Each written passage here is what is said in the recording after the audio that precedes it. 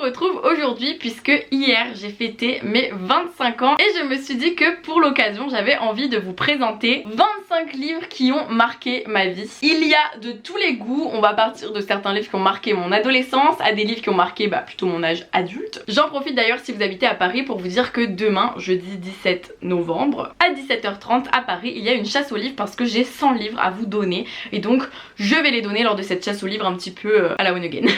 Toutes les infos sont sur mon compte Instagram si vous avez besoin d'en savoir plus. Je suis navrée pour vos wishlists, vos piles à lire, votre porte-monnaie parce que cette vidéo risque fortement de vous donner plein de nouvelles idées de lecture puisque 25 livres qui ont marqué ma vie ce n'est pas rien, ce ne sont pas juste des petits livres comme ci comme ça, non, ce sont des livres très importants pour moi et j'ai hâte de vous expliquer pourquoi. Cette vidéo commence par une évidence, le premier livre à avoir marqué ma vie c'est Le Petit Prince d'Antoine de Saint-Exupéry. Bon là j'ai une version clairement XXL, hein, il est géant, il existe en version poche si besoin. Le Petit Prince c'est vraiment mon premier souvenir de lecture où je me suis dit waouh, ce livre est bien écrit, ce livre est poétique, ce livre est très agréable à lire et ça ne me l'avait jamais fait avant pour d'autres livres, donc je pense que ça montrait l'importance de ce livre pour moi. Le Petit Prince c'est rempli de messages de vie, c'est rempli de métaphores, c'est rempli de poésie, c'est rempli même un peu de magie, enfin vraiment c'est un livre qui réunit énormément de choses en une seule histoire, qui comprend de multiples histoires d'ailleurs, avec de tellement beaux messages d'amour, de diversité, de tolérance, enfin vraiment j'ai trouvé ce livre absolument merveilleux. Donc si vous ne l'avez toujours pas lu et que vous avez 25 ans ou plus, c'est une honte, vous devez vous rattraper. On reste dans les classiques avec la saga Lou de Julien Nil qui est évidemment un des livres qui a le plus marqué mon enfance et mon adolescence. C'est publié aux éditions Glénat, ça c'est une intégrale, il y en a une nouvelle qui va sortir donc foncez dessus.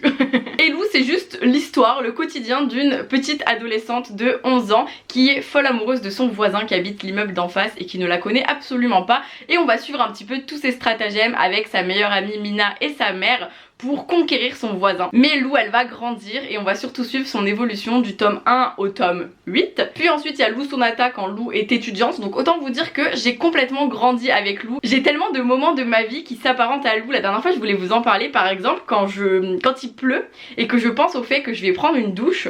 Vous allez me trouver trop bizarre. Et instantanément à l'intérieur de ma tête j'ai toujours cette image de Lou qui va prendre sa douche après avoir bravé la pluie. Et je trouve ça fou qu'une histoire, une héroïne fictive finalement puisse habiter nos vies à ce point. Donc Lou était obligée d'être dans ce top de mes livres marquants évidemment. Dans les livres qui ont marqué mon enfance, adolescence, Toby Lolness de Timothée de Fombelle publié aux éditions Gallimard Jeunesse. Une pépite de cet auteur, un livre qui est absolument fantastique, fabuleux, onirique. On voyage vraiment avec le personnage de Toby et Toby vit dans un monde minuscule qui prend place dans un arbre, un immense arbre. Pour lui c'est immense puisqu'il mesure 15 cm et demi. Et on va suivre toutes les aventures de ce personnage et Timothée de Fombelle il sait faire ça très bien, de raconter des aventures. Donc vraiment, mais si vous ne connaissez pas Timothée de Fombelle, Toby Lolness c'est vraiment le premier conseil que je pourrais vous donner. En plus on peut le lire dès 12 ans quoi à peu près, même 10 ans je pense quand on est très bon lecteur, très bonne lectrice. Évidemment je ne pouvais pas faire cette vidéo sans parler d'Harry Potter de J.K. Rowling publié aux éditions Gallimard Jeunesse. Décidément Gallimard Jeunesse vous avez fait mon enfance. Harry Potter, là j'ai même pas besoin de vous raconter de la magie, des sorciers, une école de magie qui s'appelle Poudlard. Bref là si vous ne connaissez pas, si vous n'avez ni lu ni vu, je ne sais pas où vous habitez, d'où vous venez, mais vous n'êtes probablement ni en France ni au 21e siècle. C'est vraiment le livre et les films avec lesquels j'ai grandi, donc ça m'a habité. Enfin quand j'étais petite j'avais des fichiers Word avec tous les sorts, tous les personnages, j'apprenais tout par cœur, j'étais vraiment persuadée que j'allais finir par recevoir ma lettre pour rentrer à Poudlard et je l'attends encore. Quand j'étais adolescente je lisais Twilight Fascination de Stéphanie Meyer publié aux éditions Hachette dans la collection Black Moon qui date. Twilight c'est l'histoire d'une jeune fille qui s'appelle Bella qui s'installe dans une nouvelle ville et le vampire de la ville va tomber sous son charme instantanément, il s'appelle Edward. Mais Jacob va aussi apprécier Bella, donc là on est sur un triangle amoureux et il s'avère que Edward est un vampire, Jacob est un loup-garou, ce sont des clans qui ne s'entendent pas et en plus de ça il y a des crimes un peu mystérieux qui se déroulent dans la ville et ils vont devoir enquêter. Bref, mon anecdote sur ce livre c'est que je les ai lus lors de mon brevet, c'est-à-dire qu'un mois avant de passer le brevet je me suis dit tiens et si j'empruntais Fascination à la médiathèque, ce qui fait que pendant un mois avant mon brevet j'ai juste enchaîné les 4 tomes de Twilight, je les ai dévorés et j'ai donc beaucoup moins révisé que si je n'avais pas découvert Twilight. Je trouve cette anecdote très drôle. La lecture a toujours été prioritaire dans ma vie.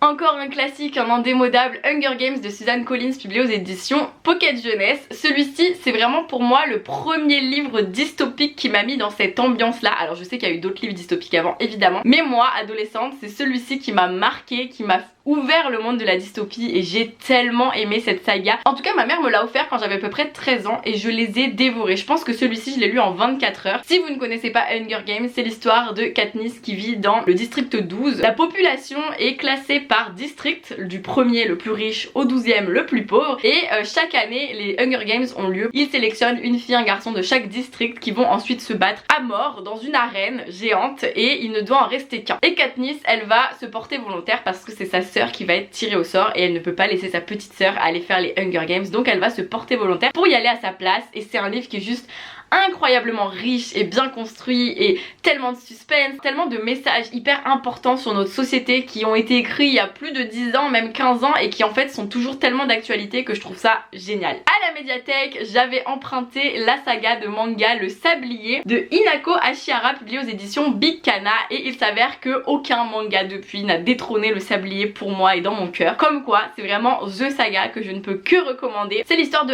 Anne qui va déménager à la campagne suite au divorce de ses parents et elle va rencontrer son nouveau voisin Daigo dont elle va très vite tomber amoureuse et toute la saga du Sablier on va suivre la vie d'Anne mais genre de cet âge là à l'âge adulte et c'est ce que j'aime beaucoup dans cette saga de manga, c'est qu'on évolue vraiment avec les personnages, on grandit avec eux, ça avance quoi, on n'est pas sur des trucs redondants comme parfois dans les séries de manga. Dans celui-ci il est absolument parfait, j'aime tous les personnages, je suis folle amoureuse de cette saga de manga, je ne peux que vous la recommander et vraiment s'il y a une série de mangas que je pourrais relire à l'infini, ce serait Le Sablier, vraiment. Et je les ai relus d'ailleurs, évidemment. Dernière lecture de la team médiathèque, Bleu Cauchemar de Laurie Faria Stollars, publiée aux éditions Alban Michel dans la collection Wiz.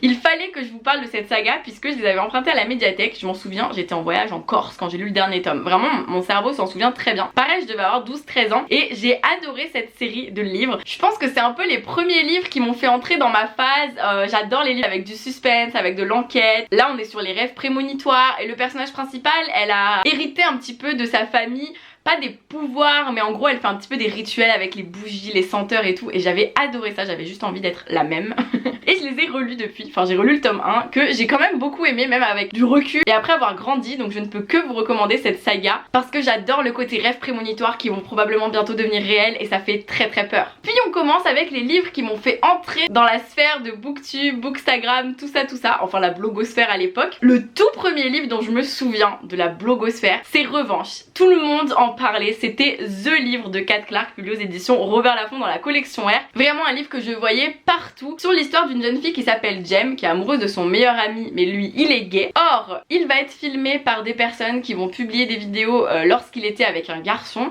Il ne va pas supporter tout le harcèlement qu'il va subir et il va se suicider et Jem elle se met au défi de se venger de toutes les personnes qui ont fait du mal à son meilleur ami et je ne vous en dis pas plus mais j'avais beaucoup apprécié ce livre, peut-être moins que la blogo parce que moi mon préféré de l'autrice c'est Cruel, mais je me devais de mettre celui-ci dans les livres marquants pour mes 25 ans parce que vraiment s'il a marqué la blogosphère il m'a aussi marqué dans mon aventure sur le souffle des mots. Un livre très marquant pour moi à l'époque, alors je pense que vous ne pouvez plus que le trouver d'occasion, c'est Risque Zéro de P.T. Hotman publié aux éditions Milan Macadam, c'est des collections éditions qui n'existent plus, mais Milan ça existe mais Macadam ça existe plus. Et c'est encore une fois un monde dystopique et je pense que celui-ci c'est vraiment un autre des livres dystopiques qui m'a vraiment profondément marqué. Dans celui-ci le risque n'existe plus, le risque est à zéro, c'est-à-dire qu'on ne peut plus se faire mal, on ne peut plus tomber malade, sauf que ça pose des questions sur finalement la liberté de vivre, la liberté de faire des choses qu'on aime et on va suivre l'histoire d'un adolescent de 16 ans qui va décider de résister à cette dictature qui finalement peut paraître complètement utopique mais qui ne l'est pas et j'avais adoré ce livre, vraiment je l'avais trouvé génial, c'est tellement le genre de questions que moi je peux me poser dans la vie de tous les jours parce que mon cerveau travaille en permanence sur des questions peut-être inutiles mais bon certes, et ce livre il a très bien stimulé mon cerveau. Un livre qui a également marqué mes débuts, alors celui-ci j'en ai pas tant que ça entendu parler mais moi il m'a vraiment marqué à son intrigue. En fait on va suivre l'histoire de deux personnages, une jeune fille à qui tout réussit et une jeune fille un petit peu plus paisible qui coule une existence normale et en fait à chaque fois que l'une s'endort elle rêve de la vie de l'autre et ce que j'ai adoré dans ce livre c'est qu'on mélange un petit peu rêve et réalité, on ne sait pas finalement est-ce que l'une des deux est réelle, est-ce que les deux le sont, est-ce qu'aucune ne l'est, pourquoi, et vraiment j'ai adoré cette thématique, j'ai vraiment trouvé ce livre passionnant. Vous avez compris, j'adore les livres qui font un peu des nœuds au cerveau et celui-ci est rentré dans cette catégorie, donc vraiment lucide de Adrienne Stoltz et Ron Bass, publié aux éditions Robert Laffont dans la collection R, m'a marqué durant mes 25 années de vie. Encore une dystopie, vraiment vous avez vu, je vous fais un truc un peu chronologique et les dystopies ça a vraiment marqué ma vie quand même. L'élite de Joël Charbonneau, publié aux éditions Milan Macadam, encore une fois la fameuse collection qui n'existe plus. L'élite c'est une super bonne dystopie où on va suivre un personnage qui doit passer un test qui lui permettra d'aller à l'université et donc de faire partie de la population high level en gros. Et on va suivre une héroïne qui va passer ce test, sauf qu'il s'avère que ce test on ne sait absolument pas de quelles épreuves il est composé. Ça a l'air finalement assez terrifiant, peut-être pas très légal sur les bords, et c'est une série en 3 tomes. J'avais vraiment adoré cette saga, c'est une trilogie qui m'a vraiment transportée, que j'ai trouvé hyper bien faite au niveau du rythme, du suspense, des retournements de situation. C'était vraiment assez novateur en tout cas à l'époque, donc si vous cherchez une très bonne dystopie, c'en est une. Vous vous doutiez que je ne pouvais pas faire cette vidéo sans parler de lui. Qui es-tu Alaska de John Green, publié aux éditions Gallimard Jeunesse, est évidemment un livre qui a marqué ma vie puisque mon chat s'appelle Alaska et que j'avais adoré le personnage d'Alaska. Dans cette histoire on suit le personnage de Miles qui va aller donc dans un internat, en pensionnat, et il va rencontrer plusieurs amis dont Alaska. Il va évidemment tomber fou amoureux d'elle, mais c'est un personnage assez contradictoire, fougueux, je n'en dis pas plus. Ce livre est divisé en 2 parties, avant et après, donc il se passe au milieu un événement marquant, mais je vous laisse le lire pour le découvrir. Moi j'ai adoré le personnage d'Alaska, il y a plein de gens qui la détestent, moi je la trouve profondément humaine, intéressante, et surtout ce livre de manière générale est très philosophique, très intéressant, très passionnant, donc lisez-le, vraiment.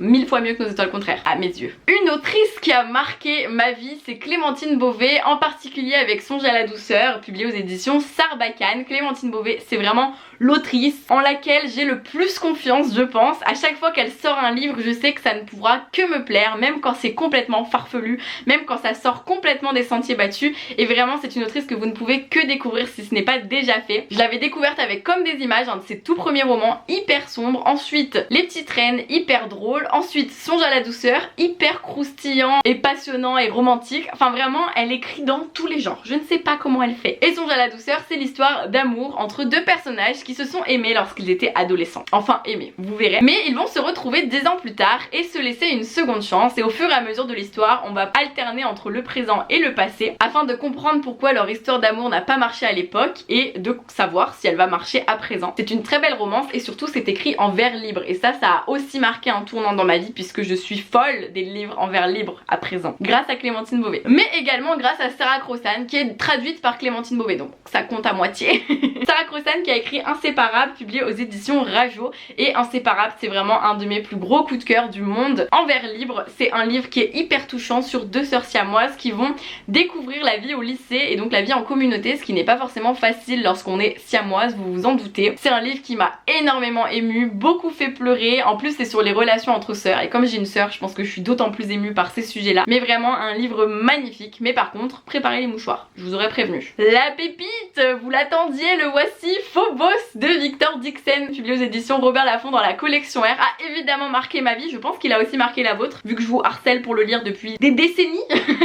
Phobos, c'est l'histoire de 6 filles, 6 garçons qui vont partir sur Mars afin de conquérir la planète Mars. Mais pour ce faire, ils vont faire des speed dating pour savoir qui va se marier avec qui, et tout ça, c'est dans le cadre d'une immense émission de télé-réalité. Phobos, c'est vraiment mon rêve, c'est-à-dire que si Phobos existait dans la vraie vie, je trouverais ça absolument incroyable et fascinant. Un peu terrifiant aussi, puisque on se rend très vite compte que leur voyage n'est peut-être pas sans danger. Mais j'en dis pas plus. Bref, vraiment les trucs sur Mars, les trucs de science-fiction, les livres comme ça, c'est vraiment ma vie. Et Victor Dixon, il a fait de Phobos la série de ma vie. Vraiment, je pense que c'est The Saga qui est au même niveau qu'Harry Potter dans mon cœur, c'est pour dire. Une pépite, Le ciel est partout de Jandy Nelson, publié aux éditions Gallimard dans la collection Pôle Fiction. Le coup de cœur d'une de mes meilleures amies qui s'appelle Olivia et que j'ai donc été obligée de lire il y a quelques années. D'ailleurs, je crois que mon marque-page, c'est une petite photo d'Olivia et moi. Le ciel est partout, c'est l'histoire de Lenny qui va perdre sa grande sœur et qui va évidemment très mal le vivre. C'est très difficile pour elle parce qu'elle va tomber amoureuse mais qu'elle est tiraillée entre le fait que sa sœur ne peut plus vivre ce genre d'émotions, qu'elle est censée finalement se morfondre dans son deuil, mais en même temps elle est attirée par la vie et par tout ce que la vie a à lui offrir. C'est un livre très poétique, entre chaque chapitre on a des petits poèmes écrits par Lenny justement et c'est juste sublime. L'autrice est très forte, c'est un livre qui retransmet avec énormément de justesse ce qu'on peut ressentir lors d'un deuil et j'ai vraiment trouvé ça merveilleux à lire. Dans le style foufou foufou, Il y a Dysfonctionnel de Axel Sandre, publié aux éditions Sarbacane dans la collection Exprime. Axel Sandre, une autrice qui a très clairement marqué ma vie par ce livre parce qu'elle écrit très bien, en même temps elle sait faire rire, en même temps elle sait faire passer énormément de très beaux messages par ses livres, beaucoup d'ironie et d'humour noir également. C'est une autrice qui est décédée depuis et je pense que c'est important que je parle d'elle dans cette vidéo parce que j'aurais tellement aimé qu'elle continue à marquer ma vie par ses œuvres et ça me rend très triste. Et Dysfonctionnel, c'est l'histoire d'une famille dysfonctionnelle et on va suivre l'héroïne qui s'appelle Fidèle qui alterne entre cette famille complètement fofolle et son lycée des beaux quartiers dans lesquels elle va rencontrer l'amour, mais j'en dis pas plus. Et en fait je peux rien vous dire si ce n'est foncer les yeux fermés dans cette lecture. Au début ça risque de vous paraître vraiment déjanté mais je vous assure que ça en vaut la peine. Puis une autre pépite, Broadway Limited de Malika Ferjouk, publié aux éditions L'école des loisirs. Là c'est la version poche qui est une sacrée pavasse, mais une pavasse de bonheur, de rythme, de musicalité, de personnages absolument merveilleux et attachants. C'est hyper chouette à lire. On y suit l'histoire de Jocelyn qui va arriver à New York après la Seconde Guerre mondiale et qui va arriver dans une pension pour filles parce que Jocelyn en anglais ça se prononce Jocelyne et donc la directrice était persuadée que c'était une fille. Il va finalement par beaucoup d'entourloupes réussir à rester dans cette pension et on va suivre du coup les parcours de chaque fille de la pension Giboulé ainsi que Jocelyn évidemment. Et j'adore, c'est vraiment rempli de personnages tous plus géniaux à découvrir, hyper attachants, hyper touchants. On est vraiment sur une autre époque, des personnages qui ont des vies très différentes des nôtres en France au 21e siècle et je ne peux que vous conseiller ce livre si vous aimez tout ce qui est, je sais pas, tout ce qui est beau en fait, c'est tellement beau à lire. On commence à arriver à des pépites plus récentes. Meurtre mode d'emploi de Holly Jackson, publié aux éditions Casterman. Je l'ai mis parce que je pense que c'est le livre qui m'a fait me dire que j'aimais trop les livres d'enquête, un peu thriller, un peu policier pour adolescents, young adultes. Ici on suit l'histoire de Pipa qui va rouvrir une affaire de meurtre pour son sujet de TPE. Elle est persuadée qu'une enquête a mal été résolue et elle décide de la rouvrir, sauf que évidemment à force de recherche elle va peut-être, si la personne qui a tué n'a pas été arrêtée, c'est peut-être légèrement très dangereux pour elle, mais bon, elle est têtue. Et c'est vraiment un livre que j'ai adoré puisque comme c'est au format TPE, on va avoir et des petits rapports d'analyse et de la narration normale comme dans tout roman et des auditions, des appels téléphoniques qui sont vraiment retranscrits en dialogue et j'ai vraiment aimé cette alternance de format. Le suspense est trop bien maîtrisé. En BD pépite, nous avons Ces jours qui disparaissent de Timothée Le Boucher, publié aux éditions Glénat, qui est évidemment la bande dessinée que je recommande au monde entier. Si vous ne l'avez pas lu, qu'attendez-vous? C'est l'histoire d'un homme qui se réveille un jour sur deux. En fait il va se rendre compte que c'est bizarre, il a des absences et il va découvrir qu'un jour sur deux ce n'est pas lui qui est en possession de son propre corps. Sauf que cet autre qui vit dans son corps, eh ben, il tend à prendre de plus en plus de place. J'en dis pas plus, c'est absolument effrayant comme livre, ça nous fait nous poser des milliards de questions. Quand on le finit on a le cerveau en compote mais c'est génial. Moi j'adore les livres qui font des nœuds au cerveau, vous l'avez compris, et celui-ci c'est pas des nœuds qu'il fait dans votre cerveau, c'est il sème le chaos en fait, mais j'adore. Meuf un petit peu maso. On arrive dans des pépites beaucoup plus récentes. Je suis ton soleil de Marie Pavlenko, publié aux éditions Flammarion Jeunesse, est un des livres les plus lumineux qu'il m'ait été donné de lire. Un livre sur la famille, sur la relation mère-fille, sur l'adolescence et aussi le passage à l'âge adulte puisqu'on va suivre le personnage de Déborah qui est en terminale, qui voit que sa mère va de moins en moins bien, qui voit son père au bras d'une autre et qui se dit c'est quoi ce bazar. Elle est pas dans la classe de sa meilleure amie et ça va pas mal changer son rapport au fait d'aller à l'école, au lycée, et en plus elle va se retrouver à côté d'un mec qui est fan de Miguel. Ça c'est anecdotique mais pas tellement. C'est vraiment un livre qui est hyper drôle tout en étant très touchant, très profond. Ça m'a fait beaucoup sourire mais aussi beaucoup pleurer. En fait ça me donne des frissons rien que d'y penser, alors que les résumés comme ça ils peuvent vous paraître très banals, mais ce livre n'a rien de banal, donc lisez-le. Un livre qui en fait c'est hyper émouvant pour moi de vous parler de ce livre parce que c'est En équilibre de Morgane Moncombe, publié aux éditions Hugo Newey. Et en fait si je vous montre ce livre, c'est déjà parce que ça a été une très belle lecture, un coup de cœur, mais surtout parce que ce livre il m'a vraiment permis d'avancer personnellement dans ma vie. C'est à dire que dans ce livre le personnage de Lara, pour vous contextualiser, Lara elle adore le cirque, avec sa soeur jumelle elles font ça ensemble, sauf que sa soeur jumelle va arrêter. Lara ça la bouleverse parce qu'elle avait prévu un duo avec sa soeur et elle va devoir trouver quelqu'un pour la remplacer. Surtout qu'elle avait du mal à s'affirmer, à affirmer ses rondeurs parce que tout le monde l'a toujours considérée comme la grosse des deux, et elle va mettre mettre le grappin sur un garçon qui lui semble parfait pour faire le duo de cirque avec elle, enfin de cerceau plus particulièrement, et j'en dis pas plus. Mais dans ce livre, beaucoup de choses sont abordées comme l'anxiété, mais aussi les phobies d'impulsion. Si vous ne connaissez pas les phobies d'impulsion, n'hésitez pas à taper ça sur Google. C'est très probable que vous ayez déjà vécu des phobies d'impulsion, c'est aussi très probable que pas du tout. Mais moi qui en avais vécu beaucoup, qui en vis encore au quotidien d'ailleurs, moins, mais quand j'ai eu ma dépression cette année, clairement c'était à son max. En gros, quand j'ai lu ce livre, j'ai pleuré 1 heure non-stop après l'avoir lu. Vraiment, j'ai pleuré dans les bras d'Alex, je lui ai tout expliqué, je lui ai dit mais en fait c'est ça que j'avais, personne ne m'avait jamais dit le mot, moi j'avais l'impression que j'étais complètement folle et en fait c'est ça que je subissais. J'avais l'impression que je pouvais faire du mal aux autres, que j'allais passer à l'acte, alors qu'en fait c'est une phobie, c'est un TOC, c'est un trouble obsessionnel compulsif et personne ne passe jamais à l'acte quand on a des phobies d'impulsion. Mais ça, personne ne me l'avait dit, c'est-à-dire que ma psy de l'époque, elle s'en foutait. Elle m'a absolument pas dit que c'était normal, que ça existait, que plein d'autres gens le vivaient, nada. Vraiment, les psys, y a que ma nouvelle psy que j'aime.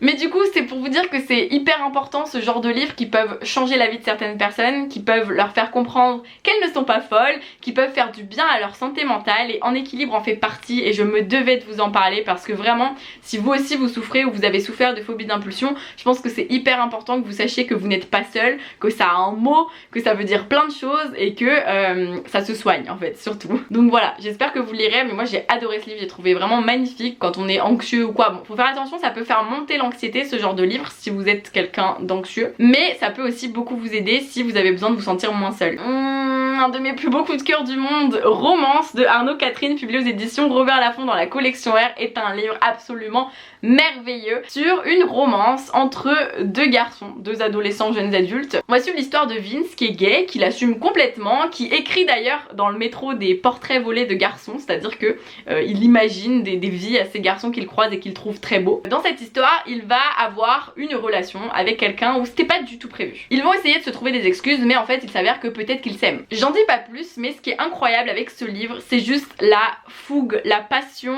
la chaleur de tous les sentiments qui sont abordés et écrits par l'auteur Arnaud Catherine, et il fait ça très bien. Et moi qui suis quelqu'un de très passionné, très fougueuse, je me suis beaucoup reconnue dans les émotions que peut ressentir Vince, qui sont parfois totalement excessives, hein, qu'on se le dise, mais c'est ce que j'aime aussi dans l'amour, c'est ce côté excessif, complètement démesuré. Et dans Romance, Arnaud Catherine fait ça très bien. Il y a le tome 2 Les Nouvelles Vagues qui est aussi merveilleux, et Octave qui vient de sortir et que je n'ai toujours pas lu, mais il me le faut. Avant-dernier livre marquant de mes 25 ans, Désastre de Séverine Vidal, publié aux éditions Sarbacane dans la collection Exprime, parce que je devais parler de Séverine Vidal dans cette vidéo puisque c'est une autrice absolument merveilleuse qui écrit extrêmement bien, qui nous transporte, qui nous fait voyager, qui écrit très souvent des fresques familiales très belles. Et ici on est sur les relations mère-fille, mère biologique, mère adoptive, et sur toutes les questions aussi autour de la maternité. J'ai trouvé cette histoire absolument sublime, extrêmement bien écrite, très poétique, très profonde, et ça m'a